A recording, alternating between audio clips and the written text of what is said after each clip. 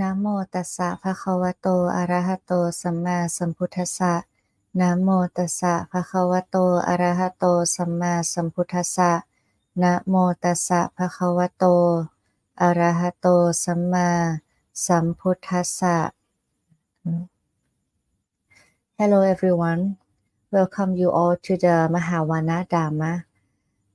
Today we have the Dhamma session with the topic of gradual training, gradual progress, and gradual practice in the Dhamma and Vinaya. This is from the Gaṇakamoggallāna Sutta, MN 107.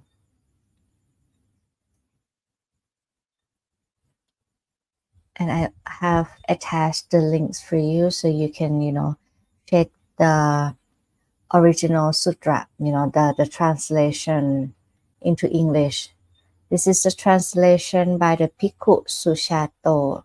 Thank you very much for the Bhikkhu Sujato. Okay, today this is very interesting topic that we should, learn, we should know, and also we should frequently contemplate. Why? Because this is the teachings, this is like the teaching of the Buddha that we know, like, okay, there is like the gradual training. What should we, start first, and then what next, and then, training in order according to the Buddha. Hello, Jim Mekari. Hello from the East Europe. Wow. Normally you from Ireland, right? But today I don't know how to pronounce Lithuania, right? Oh. Hello. Okay, so today we're gonna learn interesting sutra again. Okay. A gradual training, gradual progress, and gradual practice in the teaching and the training according to the Buddha. Okay. At one time, the Buddha was staying near Savatthi in the eastern monastery in the still longhouse of Mikara's mother. The Buddha stayed in the eastern monastery, and Jim Mekari, Jim, you watch from the East Europe. Then the Brahmin, this is the Brahmin, Moggallāna, the accountant. The Moggallāna is the name of many, renowned people in the Buddha's era. Moggallāna is like very common name. Also the one that is the left disciple, right?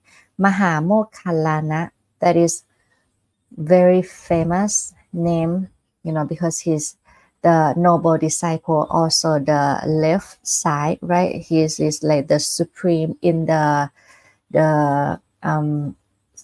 what's it called? The spiritual power.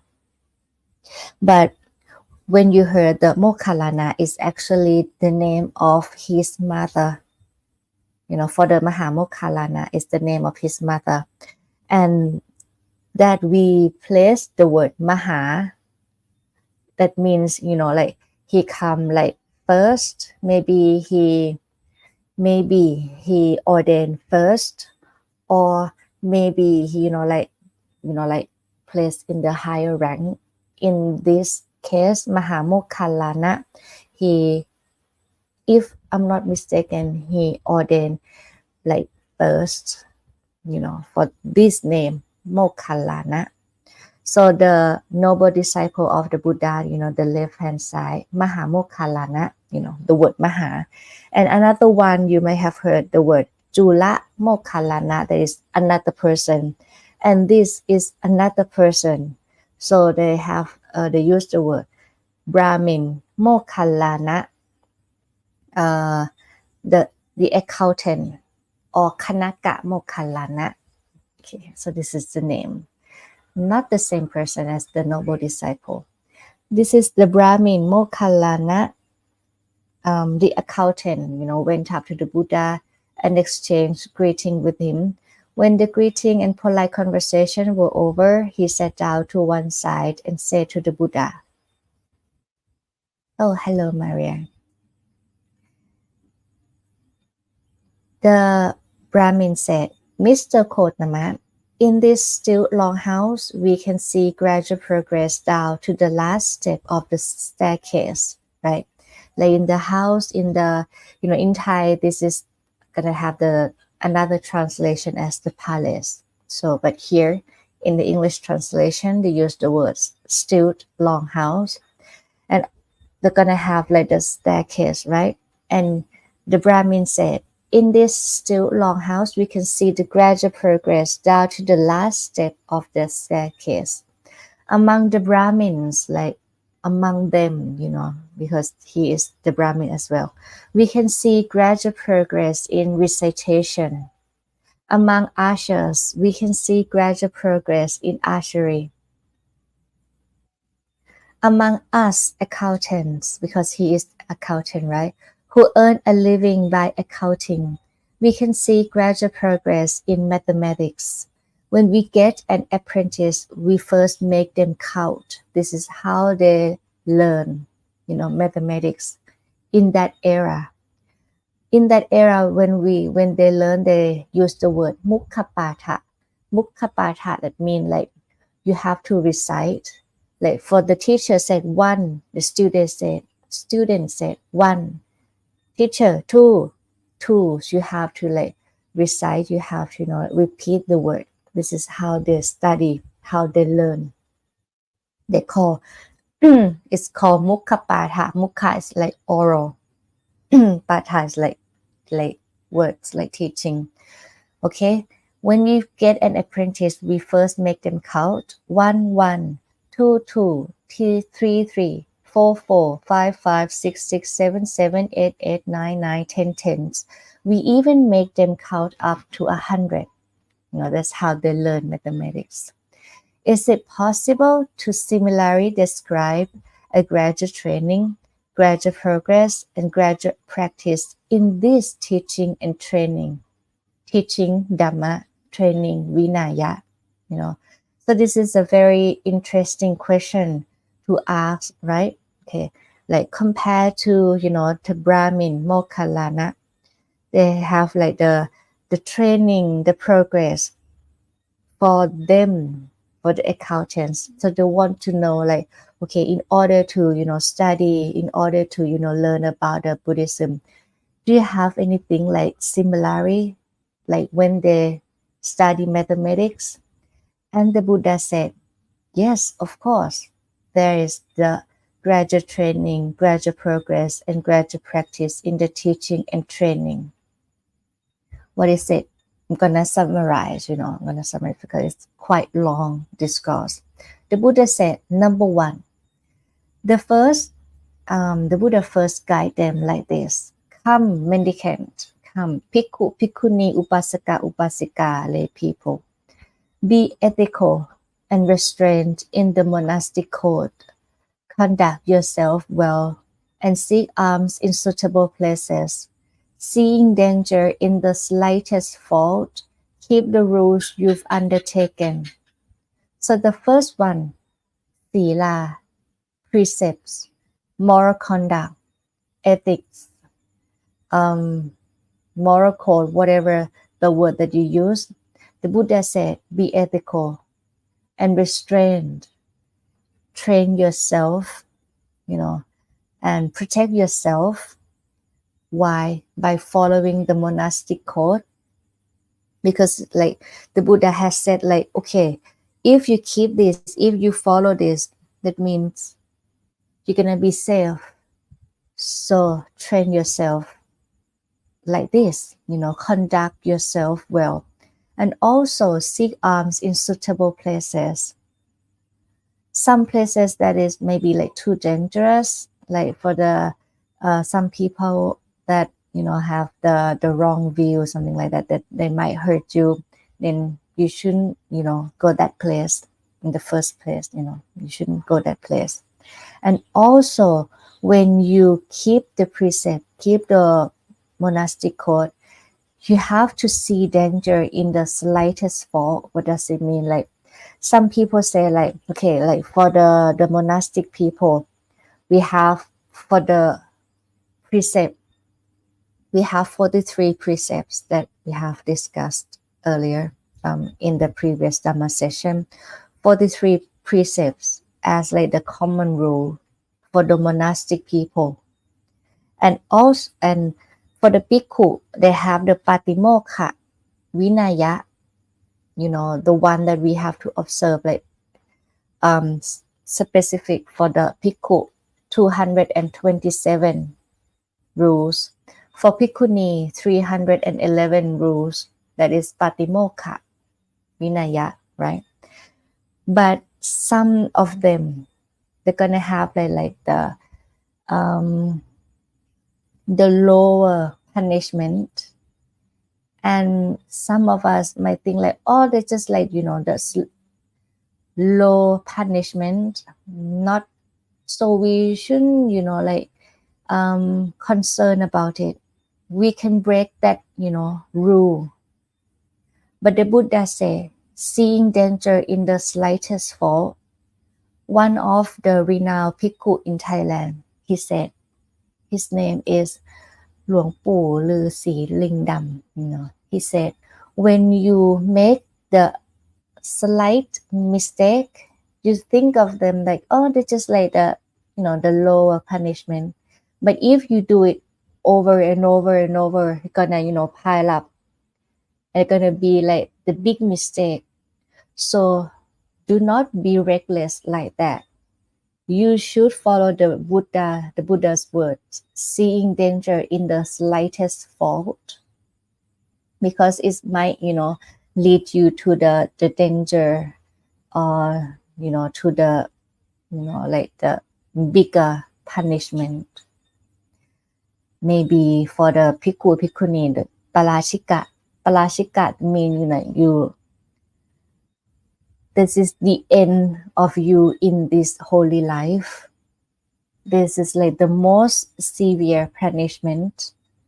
For example, if you have the sexual conduct, if you have the sexual intercourse, for the monastic people, then we like no more holy life for you in this life, something like that. So you have to see danger in the slightest fault, and also keep the rules you undertaken. That is the first one, precepts, ethics. Number 2, when they have ethical conduct, the realized one guides them further. Come, mendicant, guard your sense doors. What are sense doors? Eyes, ears, nose, tongue, body, and mind. This is the sense door. We have 6 sense doors. When you see a sight with your eyes, don't get caught up in the features and details. What is it, features and detail? For example, if you can see like, from the back or from the shadow, you see like, oh, this is the male figure, that is the female figure, right? So you get caught up in the features. Wow, so tall. Wow, so like masculine. Wow, so like, good, in the good shape or something like that. Or you get caught up in the detail. For example, wow, your eyes are so beautiful. Your nose, your mouth so beautiful. Your hand is just so, like petite or something like that.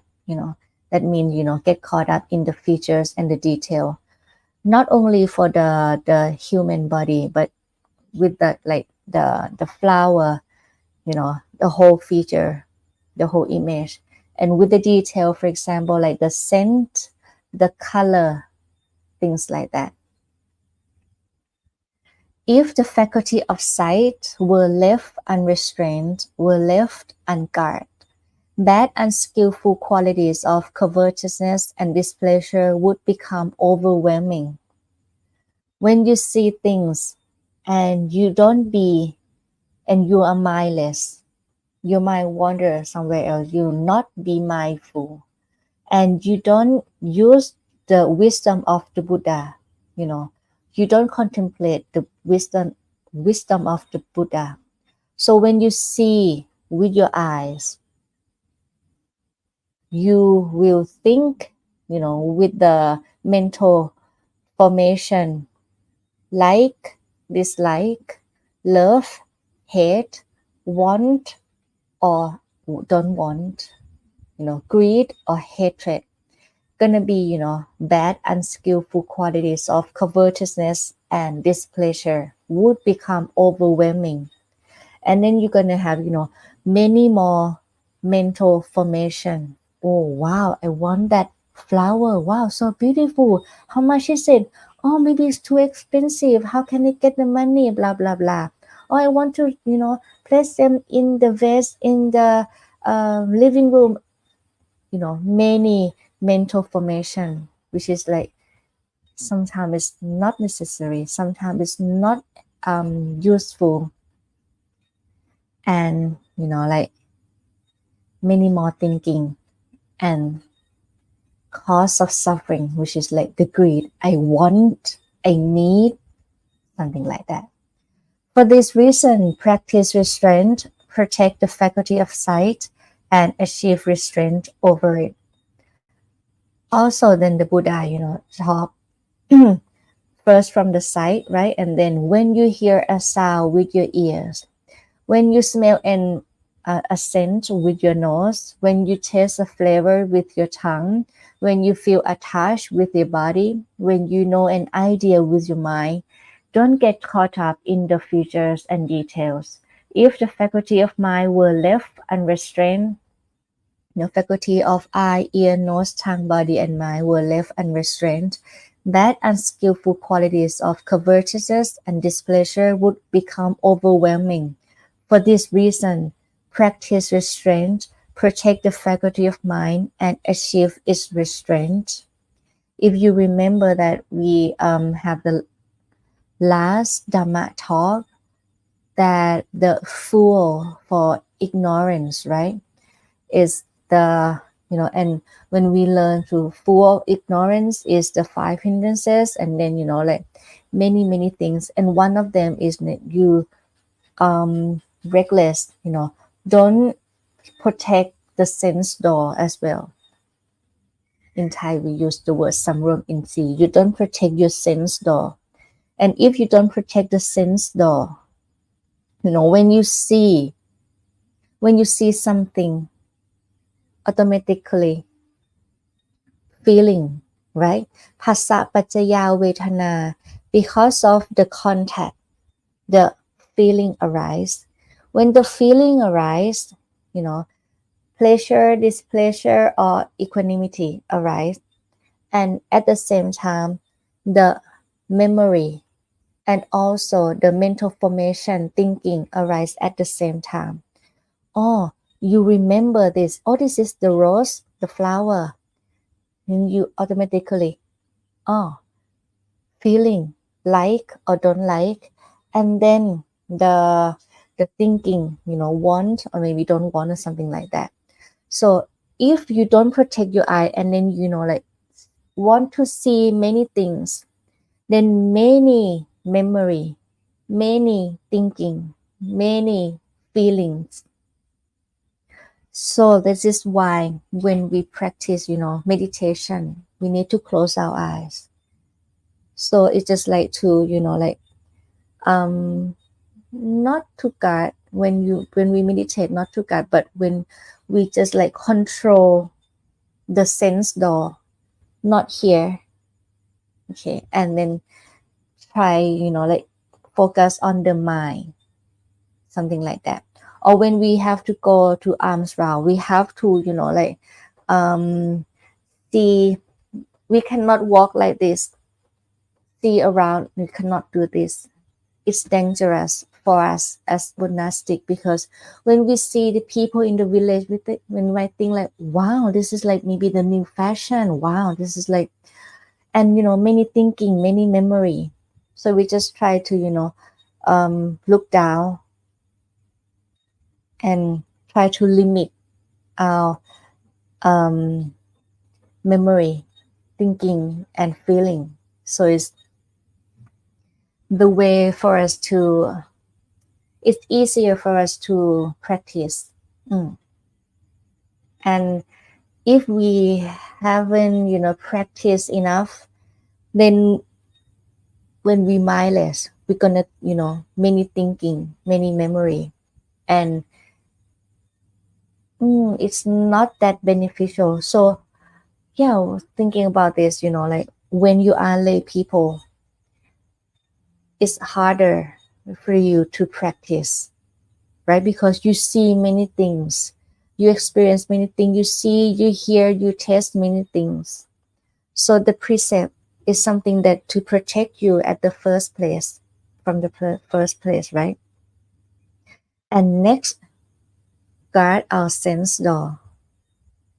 That's why for us monastic people, it's going to be easier for us to practice.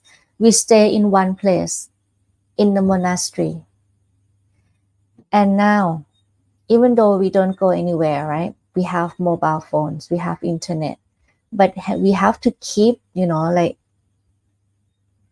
I'm not going to use that much mobile phone. I'm going to use only when I work or something like that. So it's just like to guard the sense doors. It's going to be easier for us to practice.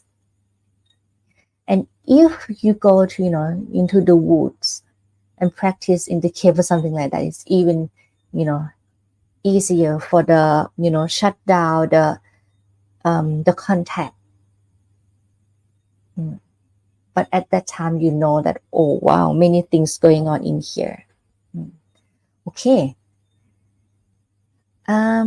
Next.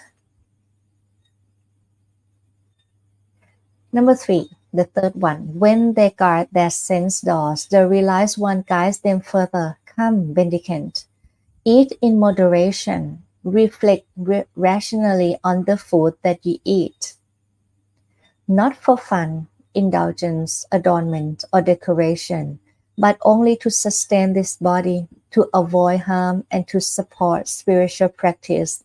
In this way, I shall put an end to all discomfort and not give rise to new discomfort, which is hunger.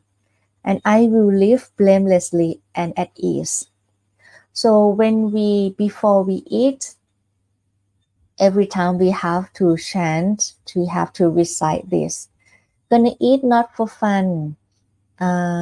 ปฏิสังขายโยนิโสปินดปาตังปฏิเสวามิเนวะทวายนะมะนันดนายะนาวิปุสนายะ something like that. We don't eat just for fun. Sometimes when we eat snack, we eat just for fun, right? Sometimes we don't feel, like that much. We don't feel that hungry, but we just like, oh, when we chew and it's just kind of,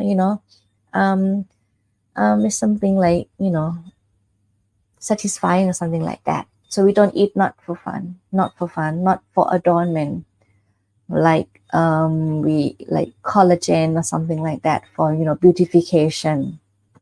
But we eat just to sustain this body, to be able to make this body okay and like healthy enough for us to practice. Because when we practice, we don't practice for the sake of the body. No, we practice for the sake of the mind. We use this body to practice the mind. So we have to keep the body healthy to be able to observe the mind, tame the mind, practice the mind, to have the one-pointedness of mind in order to see things rise and fall, rise and cease, something like that. Next, number 4. When they eat in moderation, the realized one guides them further. Come, mendicant, be committed to wakefulness. Don't go to sleep, like frequently, something like that. The Buddha said, practice walking and sitting meditation by day, purifying your mind from obstacles. In the evening, continue to practice walking and sitting meditation. In the middle of the night, lie down in the lion posture. What is it? You have to On the right side, placing one foot on top of the other. So by doing this, like when your foot, like fall down like this, then you wake up. So place one foot on top of the other, mindful and aware, and focus on the time of getting up. In the last part of the night, get up and continue to practice walking and sitting meditation, purifying your mind from obstacles. So this is, like try to be wakeful.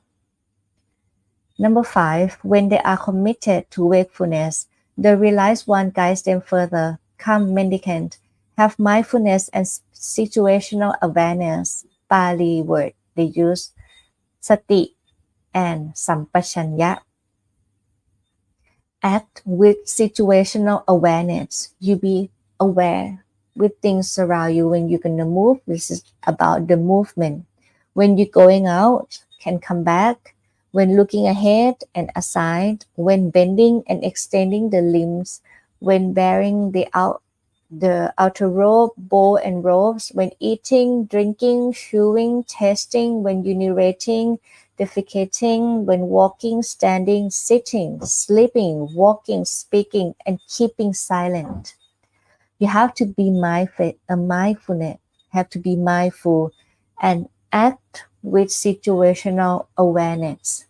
This is in the foundation of the mindfulness. Number 1, this is the first one.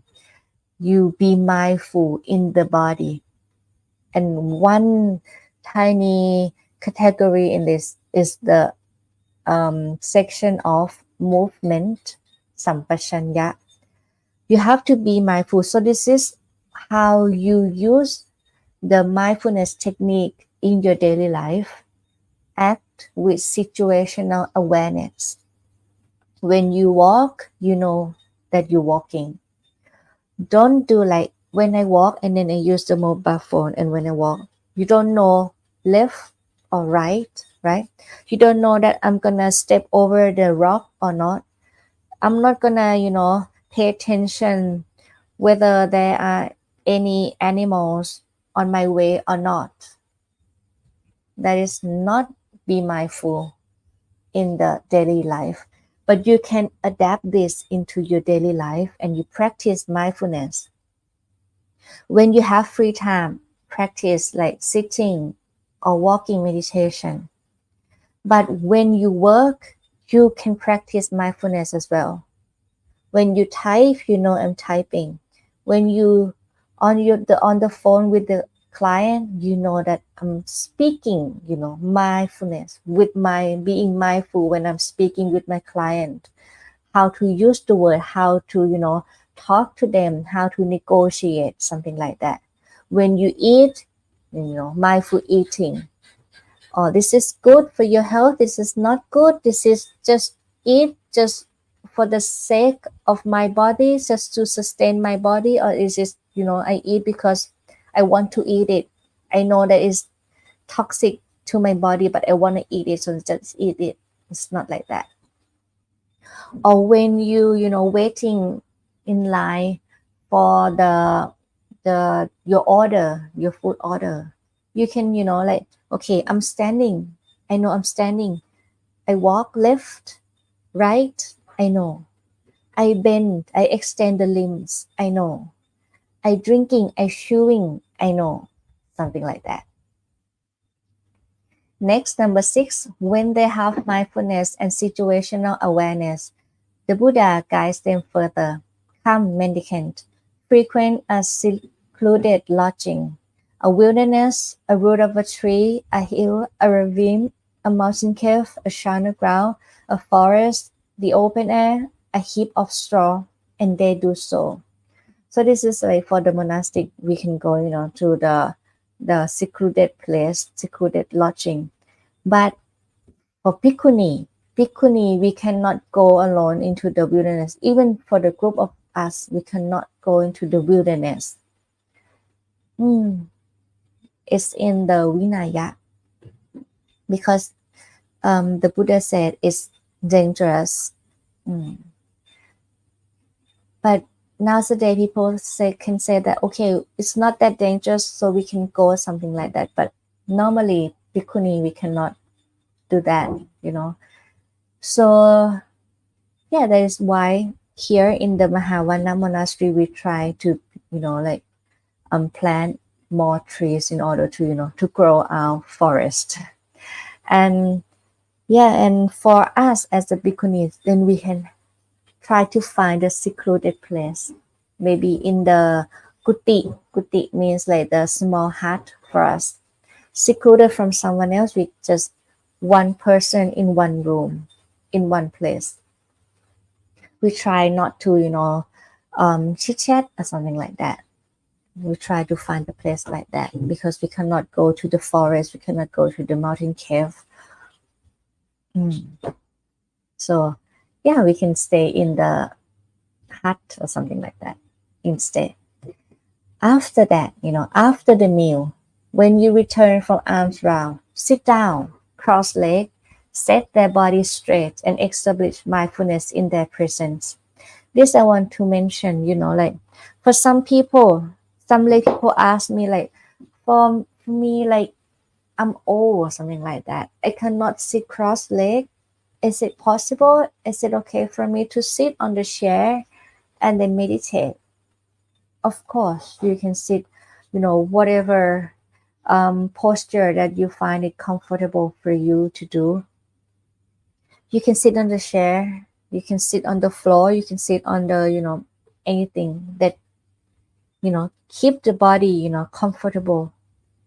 You don't try to torture yourself. If you cannot sit cross-legged, I cannot sit cross-legged because I have the rheumatoid arthritis, and also the posture is not, I cannot do that. But set the body straight. Why? Because it's good for the, for your back. But when you sit, sit on the chair, maybe set the body straight, but relax the shoulder, relax the muscle, and then just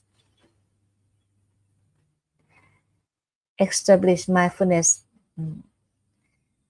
Next, giving up covetousness for the world. They meditate with the heart rid of covetousness, cleansing the mind of covetousness, giving up ill will and malevolence. Yeah. They meditate with the mind rid of ill will, full of sympathy for all living beings, cleansing the mind of ill will.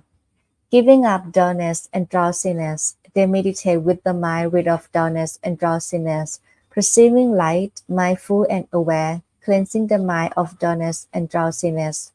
Giving up restlessness and remorse, they meditate without restlessness, their mind peaceful inside, cleansing the mind of restlessness and remorse. Giving up doubt, they meditate having gone beyond doubt, not undecided about skillful qualities, cleansing the mind of doubt.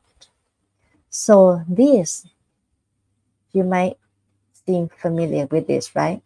Covetousness, ill will, dullness and drowsiness, restlessness and remorse, and doubt is called 5 hindrances. The Buddha said, they give up these 5 hindrances, corruptions of the heart that weaken wisdom. 5 hindrances is the corruption of the mind, yes, and it's also the weakened wisdom. And if you remember, the 5 hindrances is the food, the fuel, the cause, the factor for the ignorance, delusion, or avijja, as the Buddha described in the Avijja Sutta. Then, quite secluded from sensual pleasures, secluded from unskillful qualities, they enter and remain in the first absorption, first jhana, second jhana, third jhana, and the fourth jhana. So it means that they encounter the or experience the one-pointedness of mind, or concentration, or the Pali word samadhi. So this is like, the 5 hindrances. If you can get rid of the 5 hindrances, then you can reach the one-pointedness of mind. Yes. So when you want to practice meditation, try to get rid of the factors that obstruct you from reaching the one-pointedness of mind. What is it? Covetousness, pleasure. You still have the sensual pleasure. Oh, I want to eat in that restaurant. Oh, I want the new perfume. Oh, I think I want a nicer, a more comfortable cushion, or something like that. If you still think of the five sensual pleasures, you still, um, yeah, think about it, committed with it. If you still have the hate, the evil, something strong in your heart, anger, evil to that person, nah, gonna obstruct you from the concentration. Or if you still, drowsiness, oh, so sleepy, maybe you can, like not do the sitting meditation, you can do the walking meditation. But if when you do like try many things not to, feel sleepy, then you can rest. Of course, you can rest first. The body need rest. Then okay, you can rest for some time, not for the whole day, for some time, and then you come and practice. And also for the remorse and restlessness, when you think too much, and this is very hard for us, to calm down the, like thinking about the remorse. You can, okay, I forgive you, I forgive ourselves, I forgive myself. But for the thinking, this is kind of hard to, to shut down the thinking. How to do it? Maybe you can try like, okay, when you think, you think, you try not to shut it down. If you try to shut down the thinking, gonna pop up again or even more than that, like. But if like, okay, now I'm thinking, okay, just thinking, come back to the breathing. Okay, breathe in, breathe out, and you're gonna, like gonna calm down just for a moment, and then thinking again, and then you try to acknowledge, you try to, like thinking, okay, thinking, and try to, like drag, you know, drag the mind back to the breathing, drag the mind back to, like whatever meditative subject that you use at that time. And then this is how to train the mind, and eventually you're gonna be able to suppress for a period of time, and then gonna, reach to the jhana, the first absorption. And also about the doubt, the last one is the doubt, right? When you have the doubt in the Buddha, the Dhamma, or the Sangha, or when you have the doubt in the technique, like, oh, is it the right thing to do? Oh, I'm not sure about this. So you need to, like have the knowledge. Maybe you have to ask someone else, like how to do it. Okay. And, like decide, okay, I'm gonna try this. Okay, I'm gonna try breathe in, breathe out, and, feel on the area that the breath contact, like around here. Whatever technique that you use, you decide about it, and then okay, I'm gonna try, and then you try. Don't have the doubt in it. Cleanse the mind of doubt, and then you're gonna reach the meditative state of mind, the one-pointedness. Okay, that's how the Buddha instruct the mendicants who are trainees. Who are training? What are training? Who haven't achieved their heart's desire. You cannot achieve like, okay, I want to reach the first jhana. Okay, automatic, naturally, right? The right away you reach the first jhana. I want to reach the fourth jhana. Right away you reach the fourth jhana. It's not like that. But the trainee live aspiring to the supreme sanctuary from the yoke, from all the kilesa, all the defilements. You live aspiring to the supreme sanctuary. This is how the Buddha, instruct us as a trainee.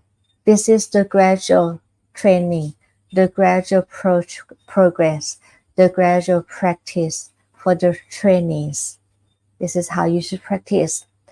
But for those mendicants who are perfected meaning the Arahant, who have ended their defilements, completed the spiritual journey, done what had to be done, laid down the burden, achieved their own goal, utterly ended the fetter of continued existence, and are rightly free from enlightenment. These things lead to blissful meditation in the present life and to mindfulness and awareness. So for us, for ordinary people, for the first noble disciple, second noble disciple, third noble disciple, we are still called and considered trainees, right? But for the fourth level of the noble disciple arahantship, they use the word the perfected one. For the perfected one who have ended all the defilements, when you practice following this step, is the thing that lead to blissful meditation in the present life, in the present moment, and to mindfulness and awareness. So when we summarize, this is when after this we're gonna summarize first, okay? 6 of them. The first one, precepts, ethics, moral conduct, monastic code of conduct, whatever the word, be ethical and restrained in the monastic code. This is the first one. As I have, mentioned a lot, sila precept is the foundation of all wholesome qualities.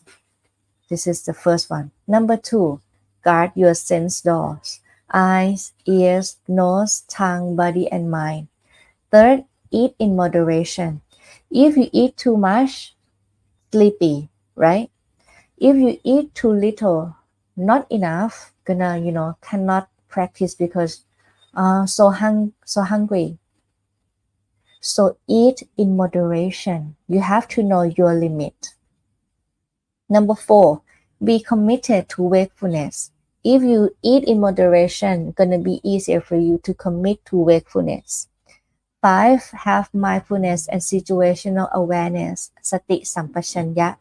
And number 6, find a secluded lodging, a secluded area. Give up 5 hindrances, covetousness, or the sensual pleasure, ill will, drowsiness, dullness, restlessness, remorse, and doubt. Secluded from unskillful qualities, and then reach the one-pointedness of mind or samadhi. This is what the Buddha said, gradual training, gradual progress, and gradual practice. After that, the Brahmin asked the Buddha, when his disciples are instructed and advised like this by Mr. Kotama, do all of them achieve the ultimate goal, extinguishment, or do some of them fail? Again, this is a very interesting question from the Brahmin Moggallāna. When the Buddha teach us like this, advised in the Buddha's era, people are advised by the Buddha himself. And then the Brahmin, want to know, do all of them achieve the ultimate goal, the nirvana, the nibbana, or do some of them fail? The Buddha said, some succeed while others fail. Some succeed while others fail. And then the Brahmin Moggallāna asks, what is the cause, Mr. Kotama? What is the reason why the extinguishment is present, right? The path leading to the extinguishment is present. Mr. Kotama is present to encourage them. Still, some succeed while others fail. The Buddha did not answer this question right away. This is very interesting. The Buddha replied to the Brahmin. He said, "Well, then, Brahmin, I'll ask you about this in return." Okay, the Buddha did not answer the question right away. He said, "I'll ask you in return, and you can answer as you like.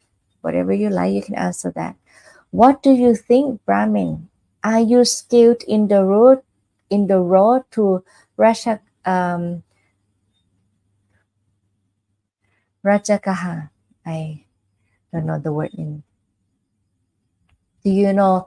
Are you skilled in the road to Rashakaha? And then the Brahmin said, "Yes, I am." The Buddha said, "What do you think, Brahmin? Suppose a person was to come along who wanted to go to that place that you know well. He approached you and said, 'Sir, I wish to go to Rashakaha. Please point out the road to that place.' You would say to them, 'Here, mister, this road, okay, goes to Rashakaha. Go along it for a while, you see a certain village, okay? You go along this road, you see a certain village. Go along a while further and you see a certain town. Go along a while further and you see Rashikaha with its delightful parks, woods, meadows, and lotus ponds. I instruct like this by you. They might still take the wrong road, heading west. But a second person might come with the same question and receive the same instruction. Instructed by you, they might safely arrive to Rashakaha. What is the cause, Brahmin? What is the reason why, even though Rashakaha is present, is there, the path leading to that place is present. The path is right there. There's gonna have, the path is right there. And you, the one who encouraged them to instruct that person by yourself. One person takes the wrong path and head west, while another arrives safely to Rashakaha. The Brahmin said, "What can I do about that, Mr. Kotama? I am the one who shows the way. When they ask, I answer. That's it." The Buddha said, In the same way, though extinguishment, nirvana, nibbana is present, the path leading to the nirvana is present. What is it? The Noble Eightfold Path is present. I am present to encourage them, meaning the Buddha is present to encourage all the people. Still, some of my disciples, instructed and advised like this, achieve the ultimate goal, extinguishment, while some of them fail. What can I do about that, Brahmin? The realized one is the one who shows the way. So this is the famous phrase that people, frequently brought up. The Buddha is the one who shows the way, but us is the one to follow. The Buddha said nirvana is there. How to go, the road, the path, I already show you. I already instruct you everything that you need to know. I already show you. But you are the one who walk the path. You have to be the one to follow. If you reach, yes, you can reach because the path is present. But if you cannot reach, what can the Buddha do, right? He is only the one who shows the way. He is not the one who, drag you to the nirvana. It's not like that.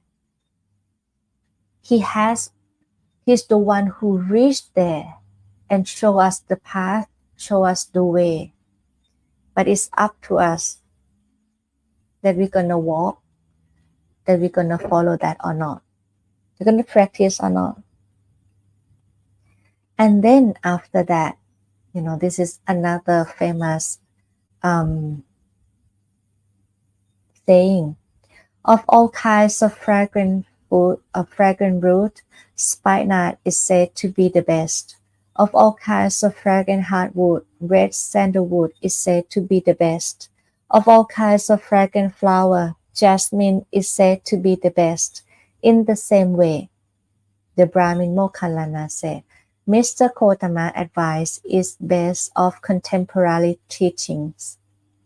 During that time, there are 6 famous teachers, but the Brahmin said, Master Gotama's advice is the best of contemporary teachings. It's true in the Buddha's era, and it is still true in the present moment, present time, present era.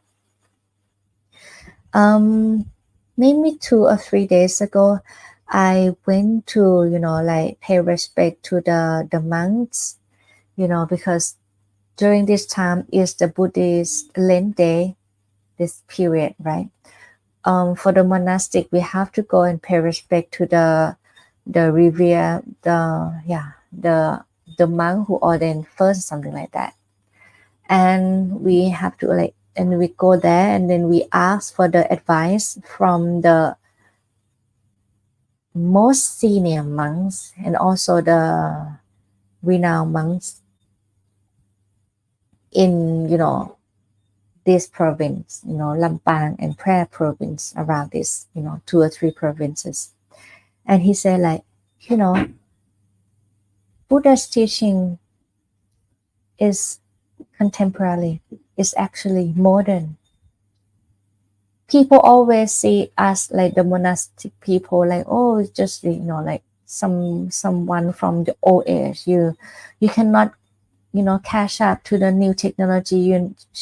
You outdated. You're like the older people, something like that. But he said, you know what? The Buddha's teaching is modern, contemporary. It's still true today. It's still what it is still true in the Buddha's era, and 2,600 years past, it's still true. So we see ourselves, we modern, we new to the age, and we should promote this to the teenagers and to the new generation. If you come and to learn the real teachings of the Buddha, that amazing, fresh, it's still fresh to this day, and you can make use of it. And in order to summarize before we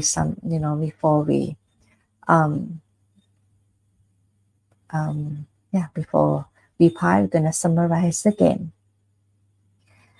The Buddha mentioned the gradual teaching, gradual progress, and gradual practice that Sila precepts, right? Be ethical, restraint in the monastic code. For the lay people, 5 precepts. Fine, it's okay, it's good. It's better than, don't do anything.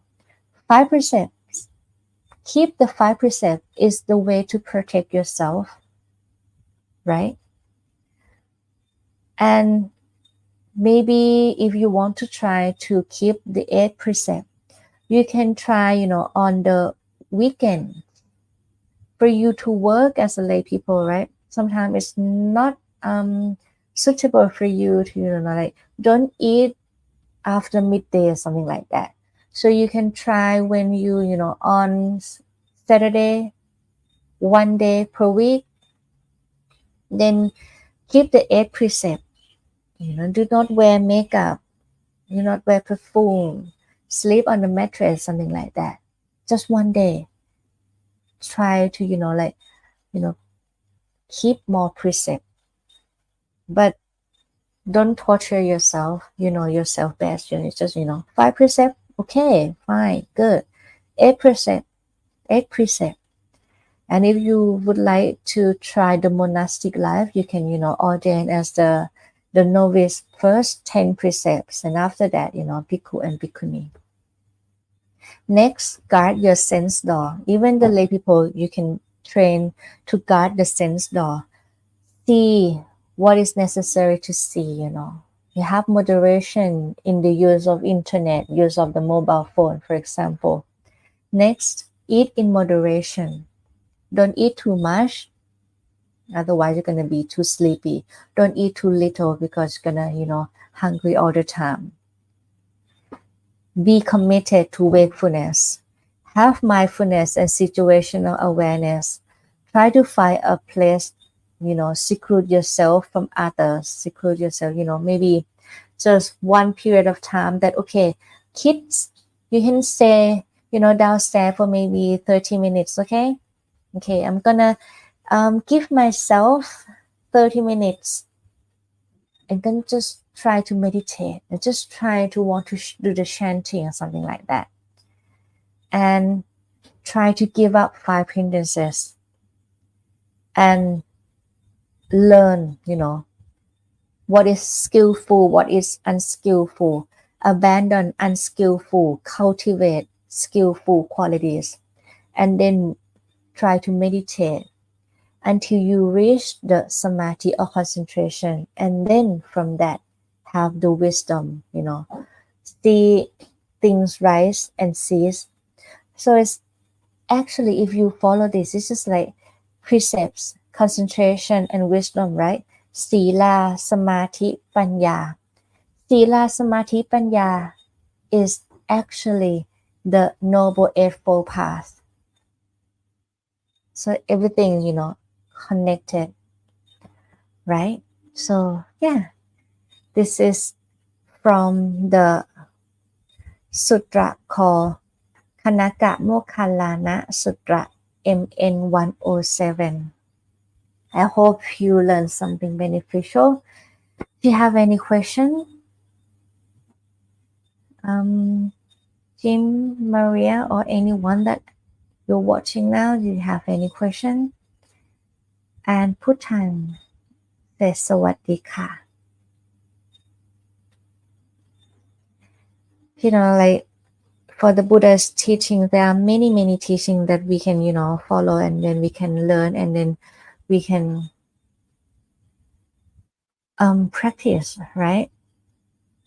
From the last time that we have the Dhamma teaching, we know the food, the cause for the ignorance, and also we know the food, the cause for the wisdom, for the right liberation, and we have to follow that, right? And actually, this is one of the worth learning discourse. So we know, like, okay, maybe I cannot be the monastic, but now I can, learn to guard the sense door. I can learn to eat in moderation, not for fun, not for indulgence, something like that. And then I can learn to, to be mindful in my daily life. And also I learn about the situational awareness. Try to practice, try to cultivate wholesome qualities little by little, step by step, and then we all gonna, like train ourselves to be better. As I said, now we have the human form, right? Human body. But the most important thing, we have the mind to practice. Keep the body healthy to practice the mind. Practice the mind to be stable, to have the power. When the mind is stable in one pointedness of mind and have the power, like the longer you can stay focused, then you can see things rise and cease, rise and cease. And then you see that Wow. Yes, it's the truth. Everything is anicca. It's gonna change, right? Transient. Tukkha, hard to endure. If you can endure, if you can control the feeling, happy feeling, stay here, stay here, stay here, stay here. No, it's gonna change. The Buddha said, if it's anicca, then it's tukkha, right? Is it Gaṇakamoggallāna Sutta? When things gonna change, then it means like it cannot stay for a long time. Hard to endure is the tukkha. For the English translation, they use the word suffering, but it's not like that. There are many translations. But tukkha bhava, the state of tukkha is mean hard to endure because it's gonna change. Happy feelings gonna change. Sad feelings gonna change. Equanimity is gonna change. Memories gonna change. Something like that. So when anicca gonna change, tukkha hard to endure. So it's anatta, not self. Because why? You cannot control the mind to be. No, it's gonna change. You cannot control the body to be healthy. No. You cannot control the people not to die. No. You cannot control the hair not to turn gray. No. You cannot control the mind to remember. No. You cannot control the mind to forget. No. Right? You cannot control the building to stay the same. No. It's gonna change eventually. It's gonna be destroyed eventually. Anything gonna be destroyed. Anything is gonna change except nirvana. But nirvana is still not self. Nirvana is not self. You cannot control. Reach nirvana. Nirvana state. No. Even nirvana is not self. Yeah. So if you train the mind to be powerful, to be stable in the one-pointedness of mind, you can see things as they really are. Anicca, tukkha, anatta. How to train the mind like that? Follow the gradual training, gradual progress, and the gradual practice. Okay.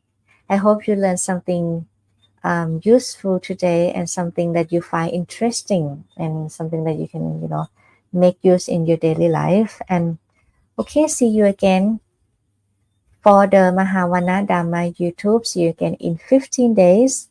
And for the Empty Cloud and Buddhist Insight, see you again next week. Thank you everyone for staying tuned and for listening to the Dhamma. Before we part, say Sadhu 3 times. Sadhu, Sadhu, Sadhu, Anumodhami.